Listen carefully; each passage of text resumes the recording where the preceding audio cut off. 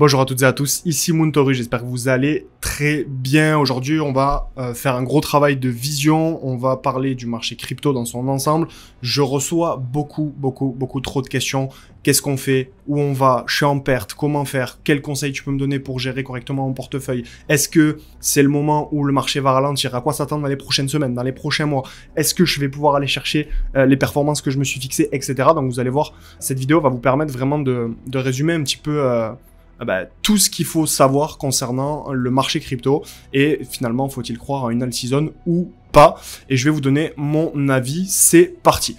Donc déjà, première raison, évidemment, vous l'aurez compris, moi, mon avis, il est très clair, c'est qu'on aura évidemment une alt-season. Alors ça va peut-être prendre une forme un petit peu différente de ce qu'on a connu en 2017 et en 2021, et vous allez comprendre pourquoi, justement, dans cette vidéo. Normalement, avec cette vidéo-ci, vous avez toutes les clés, vous avez tout ce qu'il va vous falloir pour savoir où vous en êtes et qu'est-ce qu'il faut faire à partir de maintenant sur le marché crypto, quelle performance on peut viser, etc., etc. Donc déjà, la première raison, c'est qu'on a une régulation et une adoption qui avance dans le bon sens. Si on regarde ce qui s'est passé en 2021, on avait une industrie qui était remplie de mauvais acteurs selon Gary Gensler. Donc on avait vraiment une administration crypto aux États-Unis qui taclait sans cesse la crypto. On a été embêté pendant des années. Il y avait toutes les réglementations qui allaient à l'encontre de la crypto et ça ne nous a pas empêché d'avoir un bull run. On avait Jamie Dimon, donc le PDG de JP Morgan, qui nous rabâchait sans cesse, et c'était pas le seul d'ailleurs, que la crypto était inutile, que Bitcoin était comme un caillou de compagnie. Donc clairement ça servait à rien, c'était taclé dans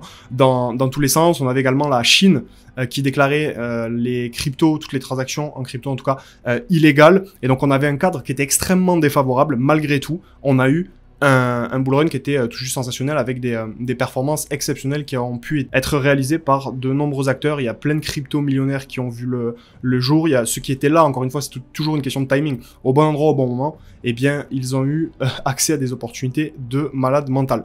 Et aujourd'hui, en 2025, on a quoi?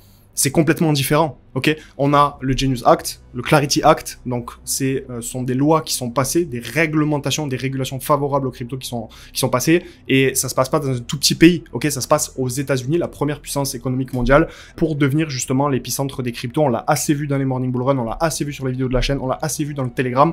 Il y a tout qui est fait, on a un cadre qui n'a plus rien à voir avec ce que c'était en justement 2021.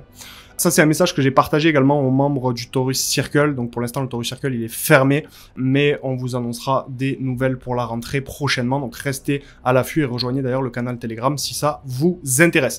Et donc, ce que j'avais partagé, c'est que la Fed, c'était hier, va organiser le mois prochain une conférence pour discuter des stablecoins, de la tokenisation et de l'IA. Ce qui était à l'époque impossible en 2021 sous la direction justement de Gary Gensler au niveau de la SEC. Donc là, on parle de la Fed, c'est deux organismes différents, mais ça fait partie de l'administration au niveau des États-Unis. Et donc, ce que je leur ai partagé, c'est que j'espère que vous avez du RWA en portefeuille.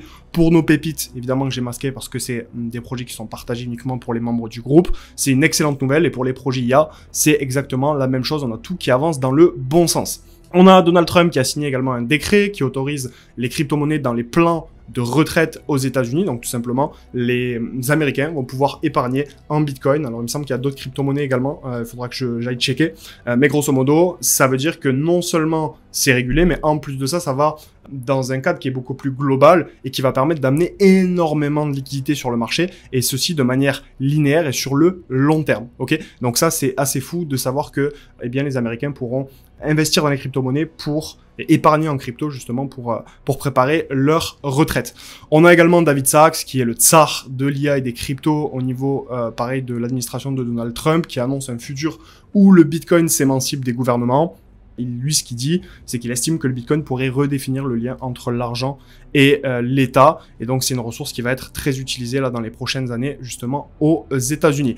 On a eu également des crypto-semis, des meetings, des réunions. Il y a tout un tas de choses qui sont faites pour accélérer l'adoption crypto, pour mettre tout un cadre en place. Évidemment, ça se fait pas en 5 minutes. On peut pas vouloir une décentralisation totale, que les banques, les gouvernements n'interviennent pas, et vouloir qu'on ait des crypto-monnaies qui explosent, qui s'apprécient, parce que si demain, on n'a pas les banques, on n'a pas les États, on n'a pas de régulation, on n'a pas de cadre clair qui est défini, forcément, la crypto, ça va être un actif qui ne va pas pouvoir être accepté, adopté par les différentes banques, les différentes institutions financières, et ça va avoir quoi comme conséquence? Eh bien, tout simplement que ça va freiner l'innovation et on va avoir un marché qui ne va pas pouvoir se développer. Or, c'est totalement l'inverse qui est en train de se passer. On a eu justement des grandes figures de l'industrie crypto qui ont été réunies à la Maison Blanche et qui ont pu discuter de l'avenir du marché des crypto-monnaies, de la blockchain, de la tokenisation des actifs, de l'intelligence artificielle et comment on va pouvoir mettre tout ça en place. Et donc ça, c'est extrêmement bullish pour la suite.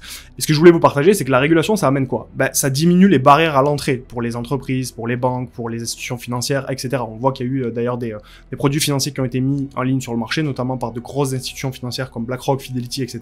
Les ETF spot en crypto. Eh bien, pourquoi? Parce que les institutions financières peuvent se le permettre, parce que justement, ces décisions sont pas prises à l'instant T en 5 minutes. Ok, il y a un plan sur plusieurs années, etc. Ça se fait pas comme ça. Et donc, ça diminue les barrières à l'entrée, ça favorise donc forcément l'innovation, ça augmente l'arrivée de capitaux, puisque quand on a des entreprises, d'institutions qui proposent des produits financiers, des entreprises qui se développent dans le secteur, qui apportent de l'innovation, qui apportent des solutions à des problèmes concrets du monde réel, ben forcément ça augmente l'arrivée de capitaux, ça augmente forcément la demande pour des tokens, des crypto-monnaies, et ça attire justement l'attention des investisseurs, et forcément on a une augmentation des prix qui va pouvoir se faire. Ok, donc ça c'était déjà juste le premier point concernant la régulation et l'adoption. La deuxième raison pour laquelle en tout cas moi je pense très sincèrement qu'il y aurait une alt-season, eh bien c'est parce qu'on a une industrie qui est vraiment en plein essor. Ok, si on n'avait pas d'innovation, pas d'intérêt, pas de capitaux, forcément on aurait pu se poser des questions. Mais là aujourd'hui qu'est-ce qu'on a? Alors évidemment j'aurais pu vous faire 1 heure de vidéo rien que sur ce point numéro 2, donc j'ai essayé de rester relativement concis pour que la vidéo ne soit pas trop longue et qu'elle soit digeste pour vous. Ok, mais on a Goldman Sachs et BNY Mellon qui se lancent dans la tokenisation des 7000 milliards de dollars de fonds monétaires. On a quoi? On a également, pareil, ça c'est un message que j'avais fait dans le Taurus Circle, la liste de toutes les demandes d'ETF en cours. Donc on a du Solana, du Doge, du XRP, du ADA, HBAR. Bon bref, je vais pas tous vous les lire, mais on a Ondo, BNB, Pengu, Aptos, etc. Et il y a beaucoup d'acceptation de ces demandes d'ETF qui ont été faites, qui sont attendues pour octobre, et on risque d'avoir une vague justement d'ETF qui vont potentiellement être acceptés pour octobre, et on voit très clairement ce que ça donne ici. Donc là vous avez toute la liste des ETF crypto en attente d'approbation par la SEC, et on a vu ce qui s'est passé, ce que ça a généré en termes d'arrivée d'afflux massifs de capitaux, les ETF Ether et Bitcoin. Eh bien ça va être un petit peu la même chose à ce niveau-ci, et en tout cas quoi qu'il en soit, même si on n'a pas une arrivée massive de capitaux dans l'instant T, sur le très long terme, c'est certain qu'il y en aura une, premièrement, et deuxièmement, ça va vraiment dans le sens d'une adoption, ok, ces produits financiers-ci.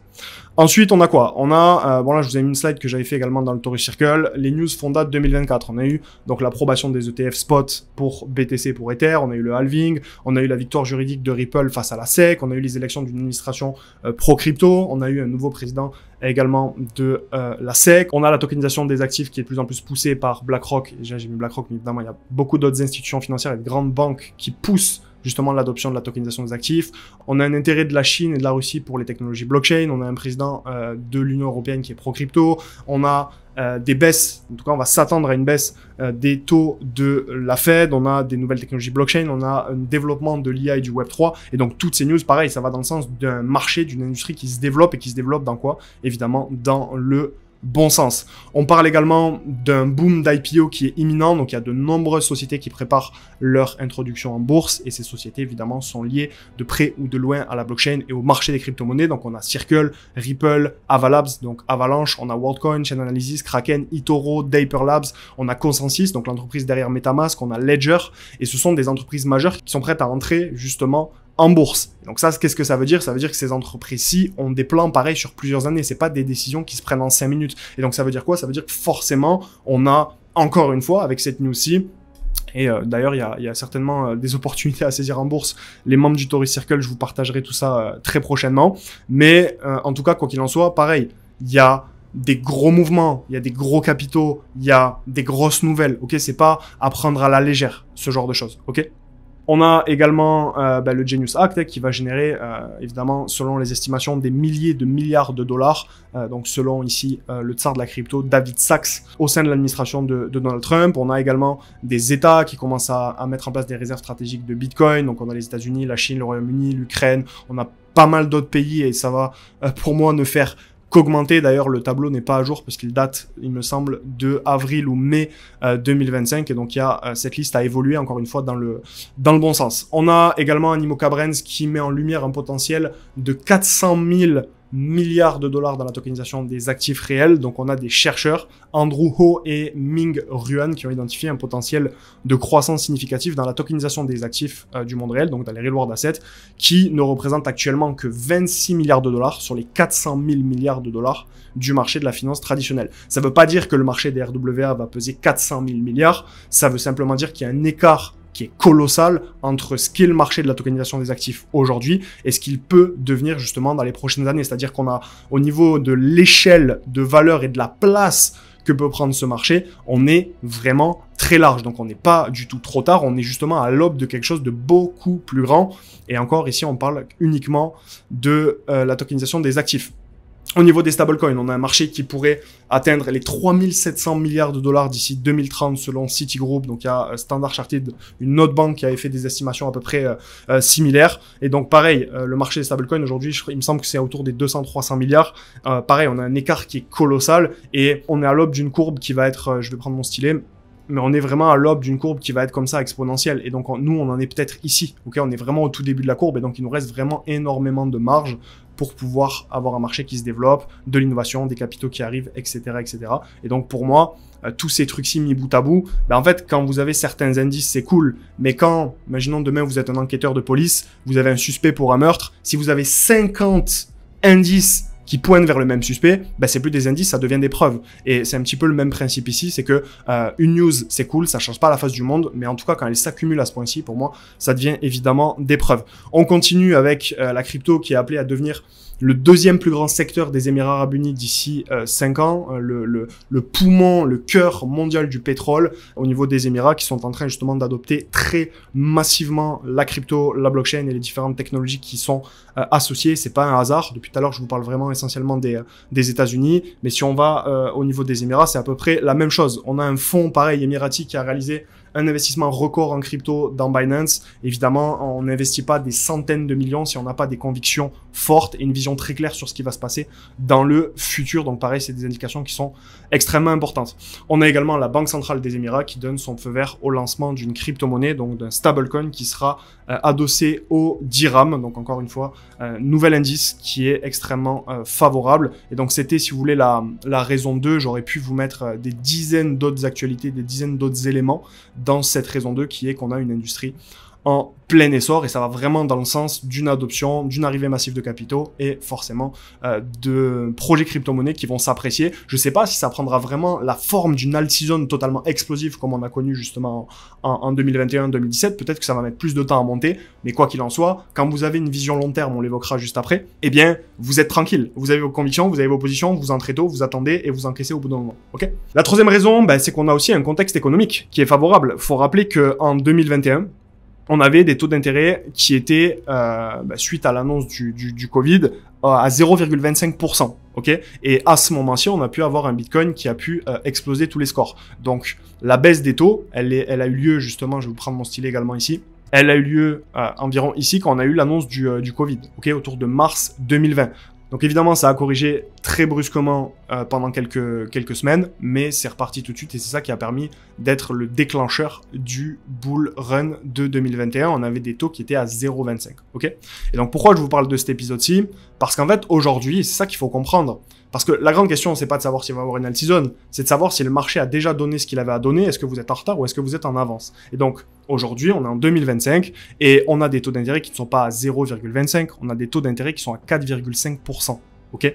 Et faut capter que le Bitcoin, dans ce contexte, on a des taux d'intérêt qui sont extrêmement élevés, a pu s'apprécier et a pu passer justement de 15 000 $ ici à plus de 120 000 $ à ce niveau-ci. Et pour moi, évidemment, on va continuer à monter très fort parce qu'on n'a justement pas eu encore cette baisse des taux. Certains vont me dire, oui, mais Mountorus, comment ça se fait alors que le Bitcoin est monté, alors qu'on n'a pas eu de baisse des taux et qu'on n'est pas dans le même contexte macroéconomique? La réponse, elle est simple, c'est que le Bitcoin, il a changé de nature. En 2021, le Bitcoin a pu exploser parce que la baisse des taux d'intérêt extrêmement bas, ça favorise l'investissement sur des classes d'actifs qui sont dites risquées. Ok ? Donc il y a énormément de capitaux qui arrivent sur les marchés à risque qui a pu faire exploser le Bitcoin. Mais si aujourd'hui, on n'est pas dans un contexte qui est favorable point de vue d'un point de vue économique, purement économique, aux actifs risqués. Ben, ça veut dire quoi? Ça veut dire que tout simplement le Bitcoin n'est plus un actif risqué, mais bel et bien une réserve de valeur. En tout cas, c'est la nature et la fonction qu'on lui a toujours donnée par le passé. Mais là, en ce moment, par rapport à ce contexte-ci, c'est en train d'être réellement le cas. On a vraiment un Bitcoin qui est en train de changer de nature parce que dans un contexte qui est défavorable à l'arrivée de capitaux sur des marchés risqués, eh bien, on a quand même un Bitcoin qui s'apprécie, ce qui veut dire que c'est plus autant un actif aussi risqué que ça. C'est plus la même chose qu'en 2021, c'est ça que je veux vous évoquer. Et là, aujourd'hui, je tourne cette vidéo, on est le 4 septembre, et on a 97,6% d'avoir des baisses des taux d'intérêt lors de la prochaine réunion de la Fed qui se tiendra en septembre. Et même si ça n'a pas lieu dans le pire des cas, eh bien, ça aura certainement lieu en octobre, en novembre ou en décembre. Et donc, on est justement pas du tout en retard. Pour moi, on est vraiment au début de quelque chose de très grand. C'est vrai que ça prend du temps et justement, on va pouvoir en discuter. Ça tombe bien, ça me fait une belle transition. Pourquoi ça prend autant de temps? Parce que c'est ça aussi la grande question, c'est de se dire, mais ok, Mountaurus, c'est cool, tu nous partages un point de vue, des éléments concrets, etc. Mais finalement, comment ça se fait que le cycle des 4 ans n'est pas respecté? Comment ça se fait qu'on aurait déjà dû avoir une all-season depuis longtemps et comment ça se fait que ça prenne énormément de temps? En fait, la réponse, elle est très simple. C'est qu'on a beaucoup plus d'argent aujourd'hui sur le marché. En 2021, donc avant que la vraie all-season ne commence, donc j'ai pris ce point-ci, hein, évidemment, j'ai pas pris le point haut, j'ai pas pris le point bas non plus, parce qu'il faut savoir ce qui était là en 2021, c'est que c'est à partir de ce niveau-ci, grosso modo, où on a pu avoir dans cette phase-ci des altcoins qui ont pu vraiment exploser. C'est là où on a eu l'alt-season et pas, comme beaucoup le pensent, au début de l'expansion de Bitcoin. Et on était ici à 949,98, donc 950 milliards de capitalisation pour l'ensemble du marché crypto. Aujourd'hui, on est à quasiment 4 fois plus avec 3700 milliards. Et donc, en fait, il faut tout simplement beaucoup plus d'argent pour que les prix montent aussi vite vers le haut. Ok, on peut pas s'attendre à ce qu'il y ait la même temporalité, à ce qu'il y ait tout le contexte ou le marché qui prennent en valeur à la même vitesse, alors qu'on a des capitaux qui sont 3 fois plus importants. Et là, évidemment, je vous ai pas pris que Bitcoin, je vous ai pris la capitalisation boursière totale de l'ensemble du marché crypto, ni plus ni moins. Et le point que je voulais faire également avec vous, ce qu'il faut capter, c'est que, et c'est là où on va répondre à la question pourquoi ça prend du temps, et est-ce que finalement l'alt-season est fini, est-ce que le bull run est derrière nous, et à quoi s'attendre justement dans les prochains mois. En fait, il faut capter que plus ça prend du temps à l'achat, ici, des institutions, des banques, des entreprises, des gouvernements qui accumulent des positions, et plus ça va prendre du temps à distribuer pour les revendre ces positions. C'est-à-dire qu'on a trop tendance à croire. D'ailleurs, j'avais partagé une vidéo où je disais que le bull run pourrait s'étaler jusqu'en 2027 et il y a beaucoup de personnes qui sont venues dans les commentaires avec des petits emojis qui pleuraient de rire. Mais en fait, ce qu'il faut capter, c'est que oui, ça n'a pas pris autant de temps sur les précédents cycles, mais en fait, là, ce qui se passe à l'achat, si ça met du temps à accumuler ces positions à l'achat, c'est pour une raison simple, c'est que il y a tellement d'argent qu'il faut trouver la contrepartie vendeuse. Si vous voulez acheter un produit, il faut que quelqu'un vous le vende. Et ces institutions qui ont besoin d'injecter des milliards de dollars sur le marché, il faut qu'elles trouvent la contrepartie vendeuse en face pour qu'elles puissent acheter. Et donc, c'est pour ça que les positions, ça met énormément de temps à être accumulé. Et c'est pour ça que ça va mettre énormément de temps à être distribué. Il faut pas croire que les institutions vont commencer à vendre et que elles vont vendre tout d'un coup. Elles vont vendre par petits morceaux parce qu'elles ne peuvent pas injecter autant d'ordre, autant d'argent sur le marché, sinon le prix va cracher et c'est pas du tout leur intérêt. Et donc, ce qui nous prouve, c'est le fonctionnement même des marchés financiers, qu'en fait, on a de la place et on a vraiment des mois et des mois encore devant nous et que le marché n'a pas donné justement tout ce qu'il avait à donner. Ok. Autre chose concernant Bitcoin, il faut comprendre ce que je vous disais tout à l'heure, que l'alt-season, elle a eu lieu là. Ok. Donc, elle a eu lieu pendant la phase justement, si on revient sur notre graphe de distribution. Ok. Elle n'a pas eu lieu là, hein, l'alt-season. Ok. Et pourquoi je vous partage ça? Parce que si on prend l'exemple de Dogecoin, le Dogecoin a explosé, vraiment c'est là où on allait chercher les grosses performances, donc c'est ce que tout le monde attend aujourd'hui en investissant en crypto, entre janvier 2021 et mai 2021. Et si on regarde où était Bitcoin entre janvier 2021 et mai 2021, en fait on était là. Et donc si on prend, si vous voulez, notre image un peu plus globale, en fait le Dogecoin il a explosé quand? Le Dogecoin il a explosé là. Qu'on avait amorcé la phase de, si vous suivez, la phase de distribution. Cette phase-ci, en orange, qui correspond à la phase en bleu ici. Ok. Donc je vais vous le retracer correctement pour que tout le monde vraiment comprenne bien. Mais en gros, on a eu la phase de distribution qui a eu lieu sur ces niveaux-ci. Et on a eu les Dogecoin, donc j'aurais pu vous prendre l'exemple de d'autres crypto-monnaies évidemment, mais qui a explosé dans cette phase-ci. Ok. Donc qui a explosé pendant la phase de distribution, phase de distribution d'ailleurs, qui a pris plus de 300 jours. Donc pendant 300 jours, on a eu vraiment des opportunités à aller chercher, un marché qui nous donnait justement du grain à moudre, qui nous donnait un petit peu des explosions de tokens dans tous les sens. Donc ça a été par vague, par les différents narratifs, mais c'était pendant cette phase-ci. Ok. Et actuellement, on est aux alentours de cette phase-ci. Donc il nous reste vraiment énormément de temps devant nous, donc ne croyez pas que vous êtes tout simplement en retard. Et avant de passer à la deuxième partie de la vidéo, je vous ai fait une petite partie, n'oubliez pas. Je reçois ce type de questions, donc là c'est un exemple que j'ai eu dans les commentaires YouTube, mais des commentaires comme ça, j'en reçois peut-être une dizaine par jour, ou voire une vingtaine par jour. Bon, merci pour cette analyse, c'est gentil. Selon toi, dans les 3 à 6 prochains mois, Bitcoin va repasser au-dessus d'Apple et Microsoft, donc selon toi, Bitcoin ne va pas cracher et rentrer en bear market en novembre 2025. Et moi, avec ma vision, avec la hauteur que j'ai sur les choses, donc c'est normal parce que je passe toutes mes journées justement sur le marché crypto, ça me surprend qu'il y ait des personnes qui, en connaissant moi tout le contexte, qui peuvent penser ça, mais effectivement c'est pas bien ou c'est pas mal, c'est juste en fait normal. Et c'est pour ça justement que je vous fais cette vidéo. Et donc évidemment non, le Bitcoin ne va pas rentrer en bear market en novembre 2025. Faut capter que, justement pour répondre à ce truc-ci, quand on a eu l'annonce du Covid, et c'est là où il faut vraiment comprendre, parce que j'entends souvent des gens qui me disent oui, mais il va y avoir peut-être une crise financière, mais peut-être que ça va pas se passer comme prévu, etc., qui ont peur finalement de ce qui peut se passer.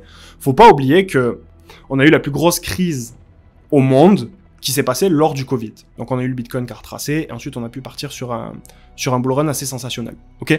Mais faut comprendre qu'à ce moment-ci, c'était la psychose. Quand on parlait de coronavirus, donc dans les rayons des supermarchés, il y a des personnes qui se ruaient sur les denrées alimentaires. On avait des rues qui étaient désertes. Mais vous imaginez la scène, c'était des rues, enfin, tout le monde était là, hein, je sais que vous l'imaginez très bien. Mais il y a des lieux touristiques qui étaient abandonnés, il y avait les rues qui étaient vides. C'était vraiment une image un petit peu apocalyptique de cette crise qu'on a eue, de cette pandémie mondiale. Et on parlait à ce moment-ci d'apocalypse, de fin du monde, etc. Et donc c'était vraiment un épisode traumatisant. On était au summum de ce qu'on peut faire en termes de crise, et ça ne nous a pas empêché d'avoir un bull run. Et donc non, les éléments qui peuvent arriver sur le marché ne vont pas, en tout cas ont très peu de chances de faire crasher le marché et qu'on parte en bear market. Ok. Et je vous ai mis surtout ne pas oublier que, en fait, les cycles au niveau... Alors évidemment, ça prend plus de temps, on l'a vu, on a vu les raisons pour lesquelles ça prend plus de temps, mais il faut pas oublier que le marché, là, les phases, elles sont respectées. Phase 1, Bitcoin, est-ce qu'on a eu une surperformance de Bitcoin en termes par rapport au risque et au rendement que peut offrir un actif financier sur le marché des crypto-monnaies? Eh bien, oui, on a eu en phase 1 surperformance de Bitcoin. Clairement, on est passé de 15 000 $ à 125 000 $. Est-ce qu'on a eu une phase 2 Ethereum? Ben oui, le Bitcoin, l'Ether s'est apprécié là sur les dernières semaines, les derniers mois, de façon assez fulgurante. Là, on est sur l'ATH et on va certainement aller exploser l'ATH dans les prochaines semaines. Et est-ce qu'on a eu pour l'instant une phase 3 large cap ou une phase 4 Altizone? Non. Mais est-ce que la temporalité et les étapes d'un cycle crypto sont remises en cause? Pas du tout. C'est juste qu'en fait, pour l'instant, on est en train de basculer de la phase 2, on va progressivement basculer de la phase 2 à la phase 3. Mais tout ça, c'est respecté. Tout ça, c'est clair. Tout ça, tout le monde le sait. Mais du coup, faut pas paniquer. Quand vous savez ça, faut pas paniquer sur ce qui peut se passer justement dans les prochains mois sur le marché des crypto-monnaies. Ce qu'il faut comprendre, c'est qu'un bull run, par rapport à tous les éléments qu'on a vus ensemble, se termine toujours dans l'euphorie. Parce que pour qu'il y ait de la contrepartie acheteuse, quand les institutions, les grandes banques, les grands acteurs, les grands investisseurs qui ont beaucoup de capitaux sur le marché vont commencer à vendre petit à petit leur position, eh bien il faudra une contrepartie acheteuse en face. Et cette contrepartie acheteuse, c'est qui? C'est la masse, c'est les retail, etc. Et ça va toujours se terminer justement dans l'euphorie parce qu'on va pousser les gens à investir, on va faire un grand bruit pour que les personnes viennent investir sur le marché et servent d'exit liquidity, servent de contrepartie justement acheteuse pendant que les différentes institutions seront en train de vendre. Et aujourd'hui, cette euphorie n'a pas encore eu lieu. Et donc évidemment pour moi on est très loin d'avoir un top de marché et on est très loin de pouvoir remettre en cause justement l'altizone, c'est juste que tout prend plus de temps. J'ai eu aussi une question d'une personne qui m'a dit ouais mais Moon ça a quand même explosé un petit peu en mars 2024. En fait c'est une question d'échelle. En 2021 on avait, ceux qui étaient là s'en souviennent, une énergie, une euphorie qui était à son paroxysme. Vraiment, c'était du grand n'importe quoi. Ceux qui se souviennent, les NFT qui faisaient des x100 en quelques semaines. Enfin, c'était quand même assez fou. En mars 2024, effectivement, on a eu un peu d'euphorie. Mais par rapport à ce que c'était en 2021, en fait, on a eu finalement très peu d'euphorie. Donc, c'était une phase où, effectivement, il y avait de l'effervescence sur le marché, mais ça n'a pas duré dans le temps, premièrement. Donc, ça n'a pas été respecté alors que le marché n'a plus rien à voir avec ce qu'il était en 2021. Et aujourd'hui, on est sur cette phase-ci, c'est-à-dire que là, il y a vraiment plus d'intérêt pour le marché crypto. Et pour moi, par rapport à tous les éléments que je vous ai évoqués dans ce début de vidéo, forcément, on va avoir une euphorie qui va pouvoir se généraliser et qui est à venir et qui n'est effectivement pas passée. Et donc, vu qu'un bull run se termine toujours dans une phase d'euphorie, pour moi, on en est tout simplement très loin. Ok. On va attaquer la partie 2 de cette vidéo. Maintenant qu'on a vu un petit peu des éléments concrets, on va savoir finalement comment faire pour bien se préparer à une alt season. Et avant de pouvoir vous partager les conseils directement actionnables que vous allez pouvoir mettre en place de votre côté, qui vont vous aider, ça va être des pistes de réflexion qui vont vous aider à bien préparer votre bull run et votre alt season. J'ai une grosse annonce à vous faire qui sera partagée directement dans le Telegram. Le lien sera en description de cette vidéo et cette annonce va vous permettre vraiment d'aller exploser les compteurs, d'aller exploser les scores. Ça va être quelque chose qui va être totalement gratuit pour tous les membres du canal Telegram. Ça se passera exclusivement d'ailleurs dans le canal Telegram et toutes les informations concernant cette annonce vous seront partagées dans le Telegram, donc je vous invite à prendre un petit moment pour le rejoindre, ça prend 5 secondes, c'est gratuit, et vous allez avoir accès également à de la valeur qui vous sera partagée au quotidien, donc venez prendre cette valeur gratuitement. En plus de YouTube, ça vous fera pas mal de clés, de tips, d'astuces et de contexte au niveau de votre vision et de votre prise de décision qui vont pouvoir s'améliorer grâce à ce qui est partagé justement dans le Telegram. Et du coup, ce que j'ai fait, c'est que je vous ai mis 5 conseils pour vraiment bien préparer votre alt season. Donc le premier conseil que j'ai à vous partager, c'est de se fixer. Il faut absolument que vous fixiez un objectif cohérent, un objectif en termes de performance avec votre niveau, avec votre profil. Je vous ai pris un exemple très concret, on va approfondir un petit peu chacun des points. En fait, il y a vraiment une différence entre vouloir faire un x10 et ce que demande de faire un x10. Vouloir faire un x10, c'est cool, ok? C'est de la théorie, c'est souvent basé sur une somme d'argent à atteindre. Par exemple, une personne qui se dit, moi j'ai 50 000 investis en crypto, je vais atteindre les 500 000 $. C'est la porte ouverte à la prise de décision émotionnelle. C'est un chiffre qui est assez abstrait, parce que souvent, moi, les discours que j'entends, c'est ouais, moi je vise x10, mais si je peux faire plus, c'est parfait. Ouais, mais si tu te laisses la porte ouverte à vouloir ou à pouvoir faire plus, ça veut dire qu'à certains moments, quand tu auras atteint ton x10, tu ne prendras pas tes profits, ou en tout cas, tu ne prendras pas assez de profits par rapport à ce que ton plan, si tu as un plan, va te demander de faire. C'est basé sur un désir et non une réalité, c'est-à-dire que faire un x10 c'est cool, mais ça dépend en majorité de vos points d'entrée, ça dépend de votre niveau de compétence, votre capacité à gérer vos émotions, ça dépend aussi des projets dans lesquels vous avez investi, ça dépend de pas mal de choses, ok? Ça ne donne pas à vouloir faire un x10 des points de vente clairs et on attend quelque chose que l'on ne maîtrise pas, ok? Si on a la compétence pour aller chercher un x10, pour investir au bon moment, investir sur des bons projets, des bonnes opportunités et optimiser ses points d'achat, parce que je rappelle que les performances que vous allez réaliser en crypto se font à l'achat et ne se font absolument pas à la vente, eh bien, c'est que vous êtes sur quelque chose que vous ne maîtrisez pas forcément. Et donc, faire x10, vouloir faire x10, c'est cool. Mais dans la pratique, ça demande d'avoir des TP qui sont assez élevés. Ça demande un enchaînement de bonnes décisions. Ok, parce que une mauvaise décision en crypto, ça peut vous faire perdre énormément d'argent et lisser votre performance moyenne à la baisse. Ça demande d'avoir une vision extrêmement claire de ce qui se passe sur le marché. Ça demande également de faire une moyenne à x10. C'est-à-dire que si votre premier TP il est à x5, ça veut dire que votre TP numéro 3 ou numéro 4 sera peut-être plus qu'à x10. Parce qu'en fait, quand vous visez un x10, dans le concret, c'est une moyenne de x10. Parce que de 1, vous pouvez pas vous dire j'attends que toutes mes cryptos fassent x10 et je vends tout d'un coup, parce que ça serait vraiment trop risqué et c'est pas du tout l'approche que nous on va avoir. Évidemment, il vous faut une stratégie qui est beaucoup plus complète que ça. Mais si vous faites une stratégie de prise de profit progressive et que votre premier TP par exemple il est à x4 ou à x5, ça veut dire que votre TP4 ou votre TP5 seront peut-être à x12 ou à x15. Pour atteindre justement la moyenne de x10. Et donc, quand vous n'avez pas de plan, quand vous n'avez pas planifié concrètement vos objectifs et que vous n'avez pas fait vos calculs, eh bien, c'est facile de vouloir faire un x10, mais dans la réalité, dans le concret, c'est pas aussi simple que ça, ok? Ça va vous demander de sécuriser du capital à certains moments, ça va demander d'avoir évidemment des points d'achat qui sont cohérents avec l'objectif, c'est-à-dire que si vous avez acheté en mars 2024, que vous êtes rentré avec le FOMO, avec l'euphorie, que là, vous êtes à moins 80% sur certaines de vos lignes, ça va être beaucoup plus compliqué pour vous d'aller chercher un x10, ok? Ça demande d'avoir une croyance forte dans le marché parce que faut tenir ses positions sur le long terme, on va en parler juste après, et ça demande aussi d'avoir une compréhension du momentum du cycle, mais c'est aussi pour ça que je vous fais cette vidéo. Au passage, j'entends beaucoup de personnes qui me disent ouais Moon, moi je veux faire entre x5 et x10, soit un x5 soit un x10, ou alors je veux faire un x5 mais x10 ça serait top. Mais en fait vous n'êtes pas obligé de viser un x5 ou un x10, hein. x6 ou x7 ça existe aussi. C'est-à-dire que c'est un biais psychologique de mettre des chiffres ronds et dire x5 ou x10. Mais vous pouvez très bien avoir un objectif de x6 ou de x7.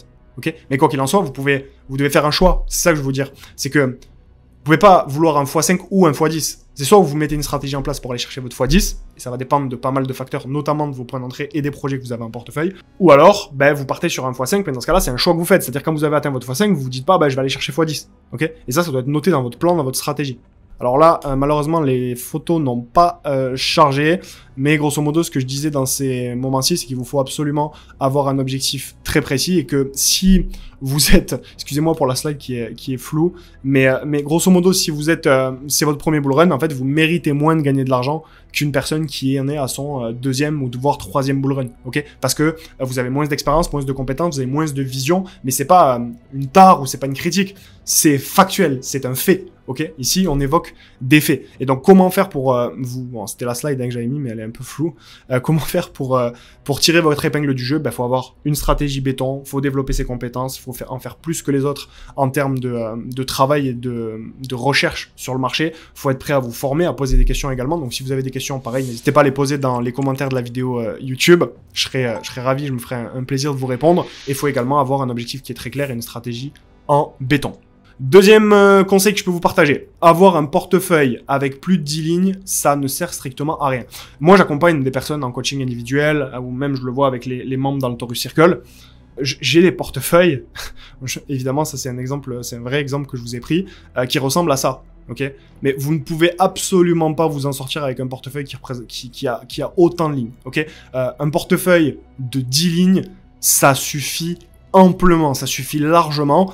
Et pourquoi je vous dis ça? Bah en fait, c'est la loi de Pareto. Tout le monde connaît Pareto, mais qui applique réellement aujourd'hui la loi de Pareto? Parce que savoir et ne pas faire, ce que je répète tout le temps aux membres, c'est ne pas savoir. Ok? Si vous savez mais que vous ne faites pas, vous ne l'appliquez pas, c'est que vous ne savez pas vraiment. Ok? Et donc, l'idée, c'est d'appliquer la loi de Pareto. C'est que 20% des projets que vous avez en portefeuille, si vous avez un portefeuille qui ressemble un peu à ça, ben, vont vous rapporter 80% de vos résultats. Et donc la question que vous devez vous poser, c'est est-ce qu'il n'y a pas moyen de diminuer mon nombre de lignes et pour aller justement pouvoir sélectionner les 20%, garder les 20% de projets et augmenter mes capitaux, mon allocation sur les gros projets. Alors pas forcément en termes de market cap, mais plutôt en termes de conviction et de votre vision. Ça dépend de votre vision actuelle évidemment du marché.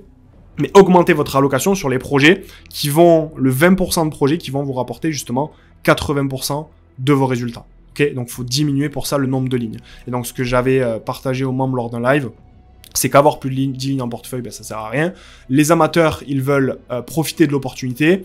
Ils savent qu'ils sont débutants, mais ils occultent cette information et ils préfèrent croire dans l'espoir de bah ouais, je vais miser sur plein de cryptos, comme ça je vais certainement aller faire des x100 sur certaines cryptos, je vais me diversifier. J'entends beaucoup ce terme-là qui est assez mal utilisé malheureusement. Je vais me diversifier. Oui, mais avec 10 lignes, tu peux très bien avoir un portefeuille qui est très bien diversifié et qui va te permettre d'aller chercher plus de performance. Ok? Donc le fait de se dire j'augmente mes chances de trouver la pépite en ayant le maximum de lignes en portefeuille, évidemment, vous serez d'accord avec moi, ce sont les amateurs et les débutants qui réfléchissent comme ça et un professionnel ne va jamais réfléchir comme ça, que ce soit sur le marché crypto ou ailleurs d'ailleurs. Ok? Et le conseil que je peux vous partager ici, c'est que vous devez, si vous êtes dans ce cas-ci, absolument apprendre à rater des opportunités à certains moments. Ok? Elle est là la clé. C'est que oui, il faut savoir saisir des opportunités, mais il faut être capable aussi d'avoir l'humilité et la capacité à rater des opportunités pour se concentrer sur le 20% d'opportunités qui vont vous rapporter 80% des résultats. Et donc voilà, si on est toujours sur la même erreur, les experts, bah, ils savent qu'il y a beaucoup de choix.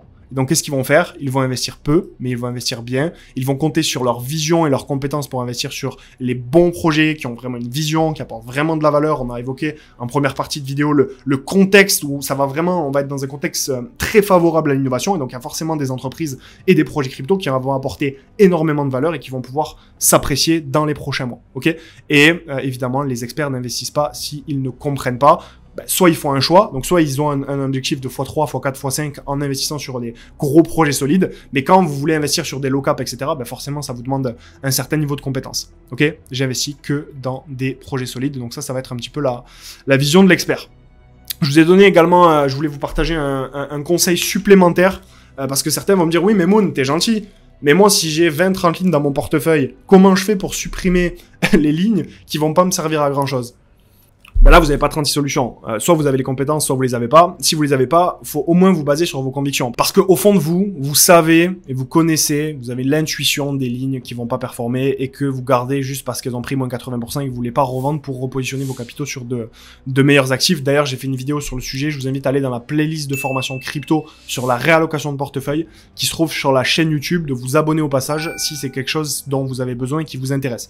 Mais quoi qu'il en soit, ce que vous pouvez faire, c'est lister un petit peu toutes les lignes que vous avez ici en portefeuille, de mettre une note de 1 à 10 en termes de conviction. Et vous supprimez, vous allez voir, par exemple, Tao, bon là c'est pas moi qui ai fait ce tableau, donc ça sert à rien de prendre un screen de ce tableau et d'acheter ces lignes-ci, parce que c'est un client, c'est une personne que j'accompagne en coaching, qui m'a envoyé justement ce tableau, parce que je lui avais demandé de faire l'exercice. Mais vous voyez, s'il y a des convictions ici, des lignes à 6, en termes de conviction, A4, A5, A5, à 2, à 4, et à 5 ici, ça c'est des lignes qu'il va devoir supprimer quand il va faire sa réallocation de portefeuille, parce que finalement, cette personne-ci n'a pas beaucoup de conviction sur ces projets-ci, et étonnamment, on a tendance à quand même avoir une vision sur et des convictions très fortes sur certains projets, et donc c'est sur cela que vous devez vous concentrer, ok ?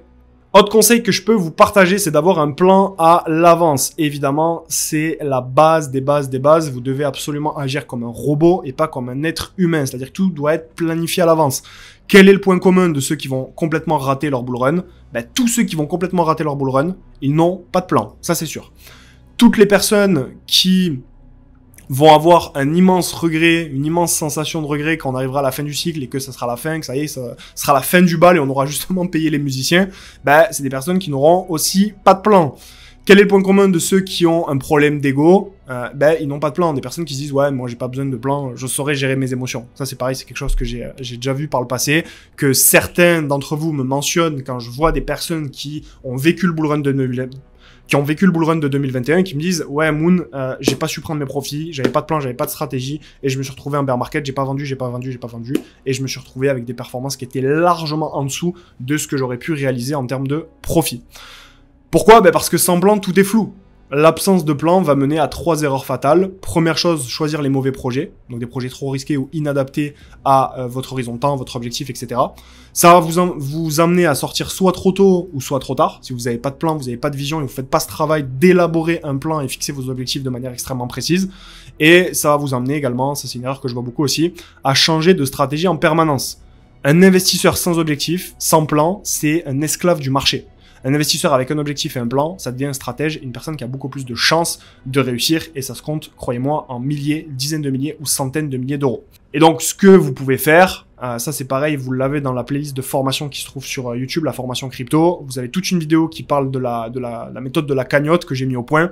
Donc c'est simple, vous prenez votre projet numéro 1, vous faites pareil d'ailleurs pour tous les projets que vous avez en portefeuille, et vous vous dites, dans votre stratégie, je sors 50% de mes tokens à x2, 25% de mes tokens à x5, 25% du restant à x10 et 25% du restant, à x15. Par exemple, évidemment, si vous avez un objectif de x10, vous devez pas sortir 50% de vos tokens, de vos profits à x2. Parce que sinon, ça veut dire que sur le restant de vos tokens, vous devrez aller chercher un x20 en moyenne pour arriver à une moyenne de x10 sur votre objectif. Donc ça, c'est un exemple que je vous donne. Donc ça sert à rien d'appliquer cette stratégie à vous-même si ça correspond pas aux objectifs que vous êtes fixés en termes de performance. Et faut capter, après, quand vous prenez à chaque fois une prise de profit, donc là, j'aurais dû, chaque fois que vous faites une prise de profit à ce niveau-ci, qu'est-ce que je fais avec ces profits? Là, mettons, j'ai une prise de profit de $1000. Qu'est-ce que je vais faire avec? Je vais, par exemple, mettre 40%, réinvestir 40% des gains dans le marché pour profiter du bull run, parce que peut-être j'ai envie de vivre mon aventure, peut-être j'ai envie de tester des nouvelles choses, peut-être j'ai envie d'investir sur tout plein de projets, qu'on aura un nombre de projets assez intéressants qui vont en être, qui vont voir le jour, qui vont surfer sur la vague de la hype, et 60% par exemple dans une cagnotte. Donc ça, pareil, les chiffres, vous les adaptez. Ça peut être 10% de réinvestissement et 90% dans votre cagnotte. Votre cagnotte, c'est quoi? C'est les profits que vous réalisez tout au long du cycle, c'est-à-dire que vous attendez pas la fin du cycle pour prendre vos profits. Vous profitez de toute la montée, de toute l'expansion pour mettre de l'argent de côté et réaliser vos profits par palier, par TP. Et donc ça vous permet d'assurer vos bénéfices. Et si vous voulez en savoir plus sur la méthode de la cagnotte, vous avez, comme je vous l'ai dit, une vidéo dans la playlist de formation qui se trouve sur notre chaîne YouTube. Faut capter un truc, c'est que ceux qui gagnent en bull run, ce sont pas forcément les plus intelligents. Ce sont ceux qui ont pris le temps de faire un vrai plan. Avec plan, bah, vous avez des TP qui sont définis à l'avance, vous avez des décisions qui sont rationnelles et vous avez des résultats qui sont maîtrisés. Si vous n'avez pas de plan, bah, vous vendez de manière impulsive, vous achetez de manière impulsive, vous avez des décisions qui sont complètement émotionnelles et vous avez des résultats qui sont complètement aléatoires. Et là, je vous parle de ça, je vous fais un retour d'expérience parce que ça, je l'ai vécu pour moi-même. Ça m'a causé des dizaines de milliers d'euros de pertes parce que bah, lors de mon premier cycle, j'avais pas de plan, tout simplement. Et donc, forcément, au bout d'un moment, on apprend de ses erreurs. Quatrième astuce, conseil clé que je peux vous partager, c'est de savoir être patient, ok? Le marché crypto, tel qu'il est aujourd'hui, avec tous les éléments que je vous ai présentés aujourd'hui dans cette vidéo, on a vu que ça prenait beaucoup plus de temps pour aller chercher des profits, pour aller chercher des bénéfices, pour aller chercher des performances qui sont relativement intéressantes. Vous devez être, excusez-moi du terme, mais vous devez être des putains de jardiniers.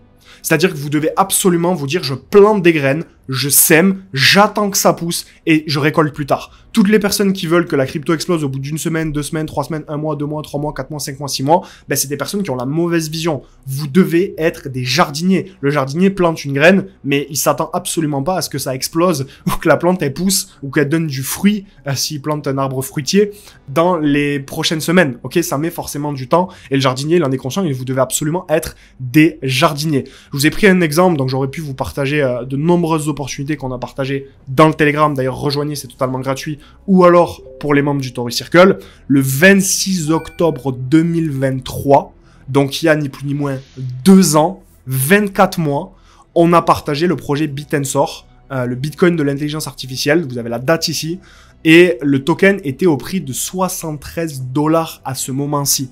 C'était il y a 2 ans. Donc évidemment, ça met du temps. Oui, on peut réaliser de grosses performances sur le marché crypto, mais il faut faire intervenir le temps. Du moment où vous êtes sur des bons projets solides et des projets qui apportent une réelle valeur ajoutée, bien, et que vous faites intervenir justement le temps dans vos décisions, ben vous pouvez aller chercher facilement des x10, x15, x20, x30, ok? En sachant qu'il y a tout un contexte. Je dis pas ça là tout de suite, c'est que je vous ai posé le contexte. C'est-à-dire que je vous ai mentionné tous les éléments qui font que pour moi, le bull run est à venir et devant nous et non pas derrière nous, ok? Donc si maintenant vous êtes à x5 sur un projet, ben il suffit que le projet fasse x2 pour que vous soyez à x10, il suffit qu'il fasse x3 à partir du prix actuel pour que vous soyez à x15, et ça c'est parce que vous avez fait intervenir le temps justement dans vos investissements et que vous n'étiez pas pressé, ok? Donc si on prend le Tao, nous on est rentré à ce niveau-ci, ok? Et sur le haut de l'expansion qui a eu lieu à ce niveau-ci, ben on était sur un x10. Ok, donc évidemment, là, ça a retracé. Là, on doit être autour de x4 à x5. Mais si on est à x5 ici, ben en fait, quand le marché va recommencer à s'apprécier, il suffit qu'on fasse x3 pour faire un x15 sur le Tao. Et ça nous aura pris peut-être 2 ans, 2 ans et demi. Et est-ce qu'il y a un marché financier qui vous permet d'attendre 2 ans et de générer des profits qui vont de x10, x15, x20, x30? Ça n'existe pas. Ça ne fonctionne que dans la crypto. Ok? Évidemment, si on fait les choses de manière intelligente. Et le dernier conseil que je peux vous partager, évidemment, c'est de vous former sans relâche. Vous serez toujours payé, vous aurez toujours les résultats équivalents à votre niveau de compétence. Ok? C'est super important. Vous former, ça va vous permettre de développer des compétences. Ces compétences vont vous permettre de développer une vision. Donc, si on prend un écran radar, si aujourd'hui vous vous formez, ben peut-être que vous démarrez, en tout cas, vous avez peut-être que ces éléments-ci dans votre écran radar. Et peut-être qu'il y a plein d'éléments à aller chercher en développant vos compétences en termes de vision, de conviction, de compétences, de projets, de méthodes d'investissement, comment élaborer un plan, etc. qui se trouvent actuellement en dehors de votre écran radar. Quand je suis né, je savais pas faire mes lacets, hein.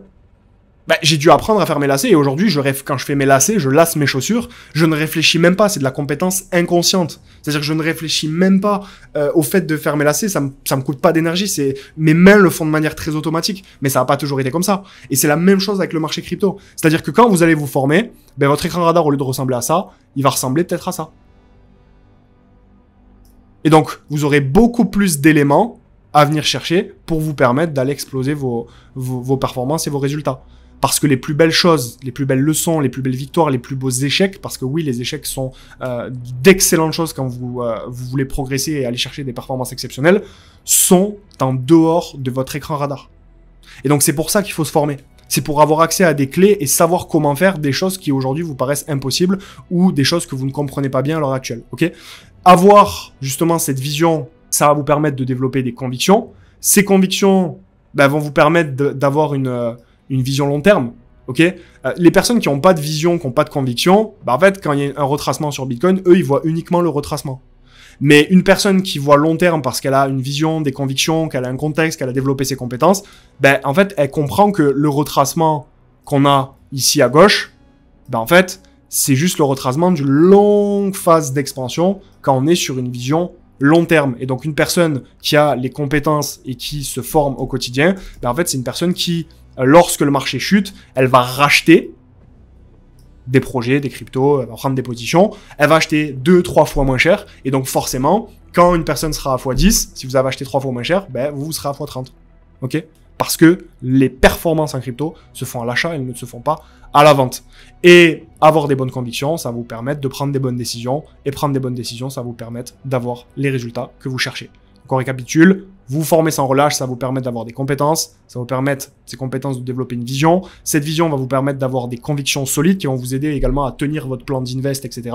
Ces convictions vont vous permettre du coup forcément de prendre les bonnes décisions. Et si vous prenez les bonnes décisions, eh bien vous aurez des résultats. C'est tout pour cette vidéo, j'espère vraiment qu'elle vous aura aidé. Le but, c'était vraiment de vous donner des conseils, vous apporter un gros coup de vision, de vous aider à tenir bon dans cette période qui est pas facile, de comprendre également pourquoi ça prend du temps, où en est le marché, à quoi s'attendre dans les prochaines semaines et les prochains mois. J'espère vraiment que ça vous aura plu, que ça vous aura aidé. Si c'est le cas, n'hésitez pas à vous abonner, à laisser un like. N'oubliez pas de rejoindre le canal Telegram et si vous avez la moindre question, ça se passe directement en commentaire. Je vous souhaite une excellente fin de journée.